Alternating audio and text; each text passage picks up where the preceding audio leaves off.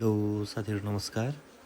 यो मौरी पालन त कठिन व्यवसाय त होइन, तर कहिलेकाहीँ चाहिँ यसले अप्ठ्यारो पारिदिन्छ। जस्तै यहाँ हेर्न सक्नुहुन्छ, मेरो यो घरको रानी चाहिँ बुढो भएको रहेछ। मैले अरू घरको रानी चाहिँ यो वर्ष नयाँ रानी फेऱ्यो, तर यो घरको चाहिँ मैले ठिकै छ होला भनेर नफेरेको।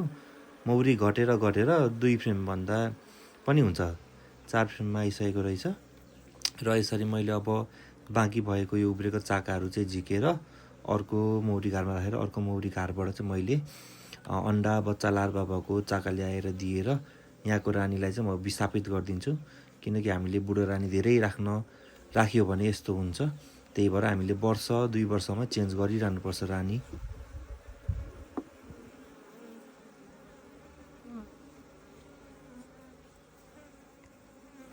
र साथीहरू यहाँ देख्न सक्नुहुन्छ, मैले चाहिँ यहाँ भएको पुरानो रानीलाई, बुढो भइसकेको रानीलाई निकालेर यसरी केजमा ल्याइदिएको छु र चाकाहरू पनि मैले झिकेको छु। अब यो सुपर पनि म हटाउँछु। र साथीहरू मैले यसरी अर्को घरमा मौरी हेर्दा चाहिँ यो सिल टालेको नयाँ रानी बनाउँदै रहेछ। अब यही लगेर म त्यसमा हालिदिनेछु र अब यो रानी निस्केर चाहिँ छिटोभन्दा छिटो राम्रो काम गर्छ। धन्यवाद।